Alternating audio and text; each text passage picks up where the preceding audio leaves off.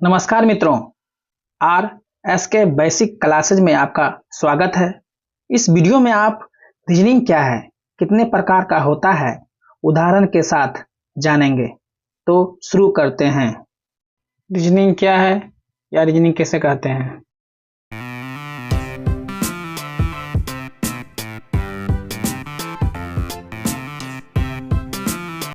किसी भी समस्या को तर्क के साथ विचार करके सही निर्णय पर पहुंचकर समाधान करना, सुलझाना रीजनिंग कहलाता है। यानी तर्क के साथ समाधान करने की क्षमता को ही रीजनिंग कहा जाता है। रीजनिंग 3 प्रकार के होते हैं। Number 1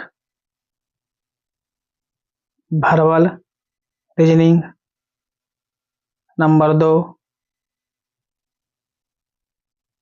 non verbal reasoning, number 3 logical reasoning. यानी कहने का मतलब है कि रीजनिंग या तर्क शक्ति समस्या को तर्क करके, विचार करके सही डिसीजन पर पहुंचना या पहुंचने की क्षमता को ही रीजनिंग कहते हैं। रीजनिंग वर्बल, नॉन वर्बल और लॉजिकल रीजनिंग।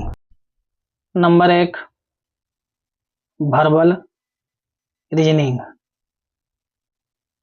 जिसको हिंदी में भाषिक तर्क शक्ति बोला जाता है, कहा जाता है। वैसा रीजनिंग जो भाषा पर आधारित हो या शब्दों पर आधारित हो, उसे भाषिक तर्क शक्ति कहा जाता है।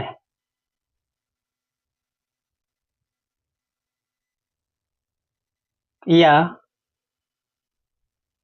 वर्बल रीजनिंग कहा जाता है। इंग्लिश में इसको वर्बल रीजनिंग कहते हैं।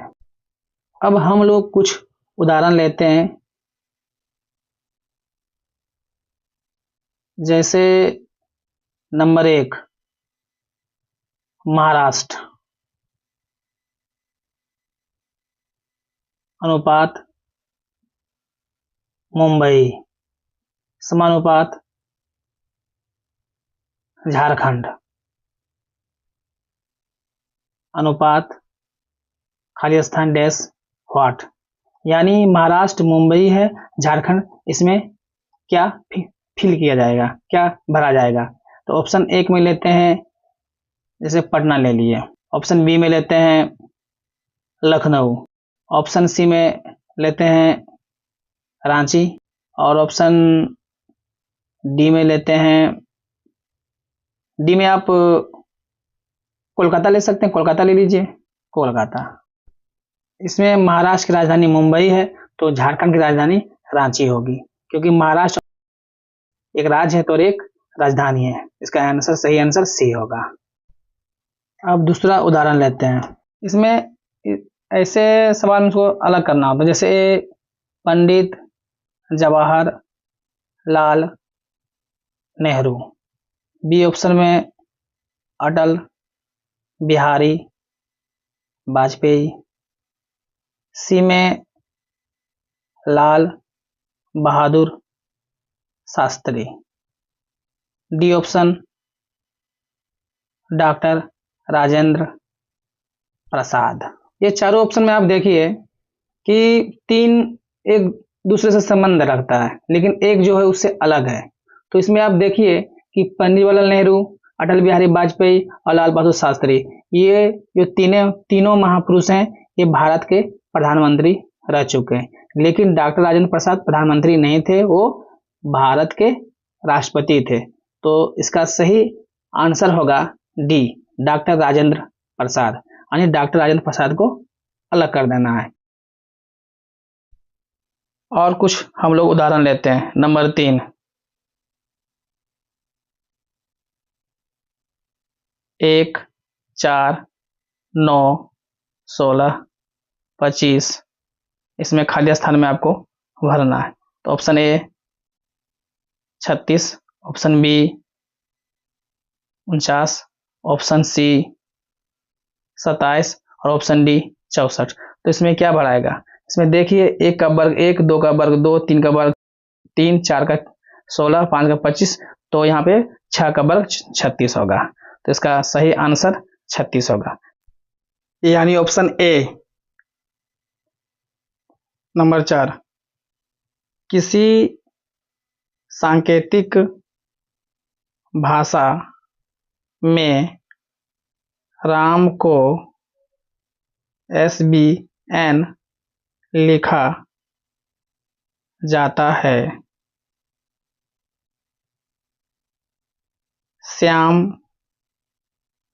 को TIZBN लिखा जाता है, तो मोहन को क्या लिखा जाएगा? Option A LPGBM, option B OQJBO, option C NPIBO,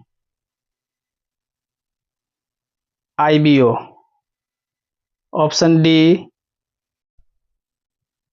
NAJBO। इसमें आप देखिए, सांकेतिक भाषा में लिखा गया है, इसमें एक एक बढ़ रहा है। राम के बाद आर के बाद यस आया, ए के बाद बी आया, एम के बाद एन आया, तो मोहन एम के बाद एन आएगा, ओ के बाद पी आएगा, एच के बाद आई आएगा, ए के बाद बी और एन के बाद ओ। इसका सही आंसर ऑप्शन सी होगा, क्योंकि इसमें एक एक लेटर बढ़ रहा है। तो इस तरह जितना भी मैंने उदाहरण लिया, सभी वर्बल रीजनिंग का उदाहरण था। नंबर 2, लॉजिकल रीजनिंग, जिसको हिंदी में विश्लेषणात्मक या तार्किक तर्क शक्ति कहा जाता है। इसे तार्किक तर्क शक्ति कहते हैं। विश्लेषण करके आपको तर्क करके आंसर देना है। वैसा रीजनिंग जो विश्लेषण पर आधारित हो, यानी विश्लेषण करते हैं, उसके बाद निष्कर्ष निकालते हैं, ऐसे रीजनिंग को लॉजिकल रीजनिंग कहा जाता है। जैसे कुछ उदाहरण लीजिए, जैसे इसमें कथन होता है, कथन आपको देगा, स्टेटमेंट दे देगा, जैसे सभी सभी फूल गधा है। कथन 2, स्टेटमेंट नंबर 2, सभी गधा घोड़ा है।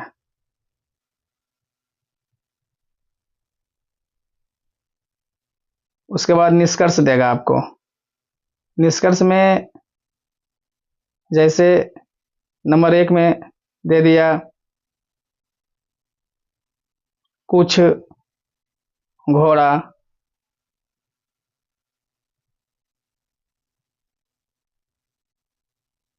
फूल है।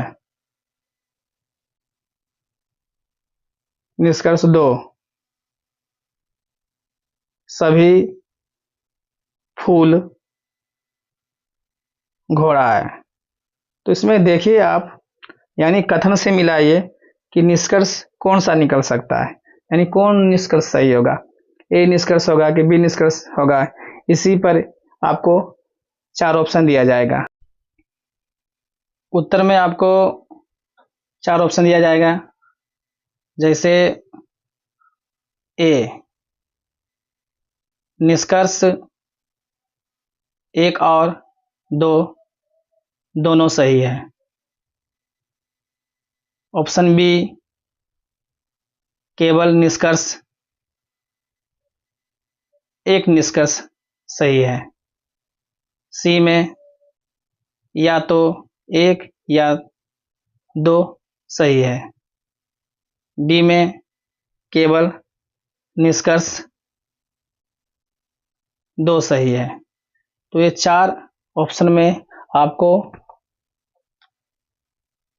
कथन से निष्कर्ष मिलाना है, तर्क करना है और इसका सही आंसर देना है। जैसा कि कथन में था कि सभी फूल गधा है, तो फूल को मैंने लिया और सभी फूल गधा है तो गधा ले लिया। उसके बाद कथन 2 में था कि सभी गधा घोड़ा है, तो गधा है तो उसके ऊपर से मैंने घोड़ा का बिना रेख ले लिया। तो निष्कर्ष में क्या था कि कुछ घोड़ा फूल है। अब देखिए कुछ घोड़ा, तो फूल क्या घोड़ा के अंतर्गत आ रहा है, तो ये कथन सही है। सभी फूल घोड़ा है, तो सभी फूल घोड़ा, ये भी कथन सही है। यानी कथन 1 और कथन 2 दोनों सही है। तो इसका सही आंसर होगा आपको ऑप्शन ए, यानी निष्कर्ष 1 और निष्कर्ष 2 दोनों सही है। निष्कर्ष 1 और निष्कर्ष 2 दोनों सही है। तो इस क्वेश्चन का आंसर ऑप्शन ए होगा। नंबर 3, नॉन वर्बल रीजनिंग, अभाषिक तर्क शक्ति।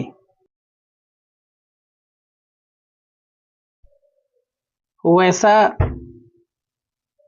रीजनिंग जो चित्र, आकृति,